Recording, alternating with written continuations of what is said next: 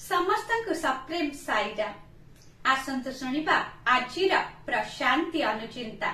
संपत्ति ठूल करिबा किंबा ज्ञान आहरण करिबा मध्यरे कोनसी अंतर्निहित दोष रहिछि कि?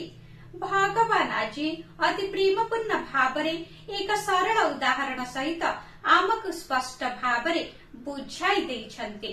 केवल सत्वगुण संपन्न व्यक्ति ही दिव्य दृष्टि एवं वीरत्वपूर्ण विजय हासिल करि पारिब।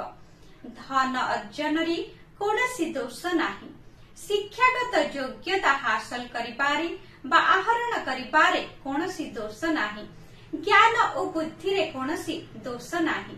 किंतु मनुष्य माने सेगुड़िकर सहायता रे करुथबा कर्मरु ही दोष जात होइथाय। विशुद्ध जलर कोनसी रंग नाही, किंतु कला रंगर बोतल भितरे ढाळिले ताहा कला रंग देखा जाइथाय। लाल रंगर बोतल भितरे ढाळिले ताहा लाल रंगर देखा जाइथाय। जल कदापि लाल किंबा कला रंगर नुहे। आम पाई ही से तार रंग परिवर्तन करिथाय।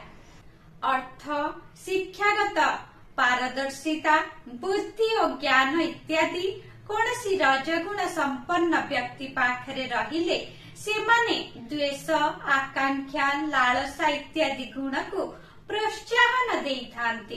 एगुड़िक कोनसी तामसिक व्यक्ति पाखरे रहिले से माने दुर्दशा, लोभ, ईर्षा परि गुण को प्रोत्साहन देइथांती। जदि एगुड़िक कोनसी सत्वगुण संपन्न व्यक्ति पाखरे रहिले सेमानंक भितरे प्रेम, करुणा, सेवा प्रदान करिवार इच्छा, मानव समाज रे एकता एवं विश्व शांति परि गुण गुड़िक जागृत होइथाय। समस्त प्रकार गुण गुड़िकु सत्व गुण भितरे लीन करि देबार चेष्टा करिबा समस्तंकर प्रथम कर्तव्य हेबा आवश्यक। एहा ही मार्ग, एहा ही प्रकृत लक्ष्य। तुमे निरंतर भावरे एही मार्ग देई लक्ष्य स्थल रे पहुंचिबा पई सर्वदा चेष्टा करिबा आवश्यक। उक्त दिव्य संभाषणटी भगवान नवेम्बर 23 तारिख 1950 मसीहा रे सूचाई देइथिले। कहिबार तात्पर्य शिक्षा, संपत्ति एवं शारीरिक क्षमता इत्यादि व्यवहृत हेउथुबा मार्ग अनुଯାୟୀ मूल्यवान होइथांती। जय साईराम।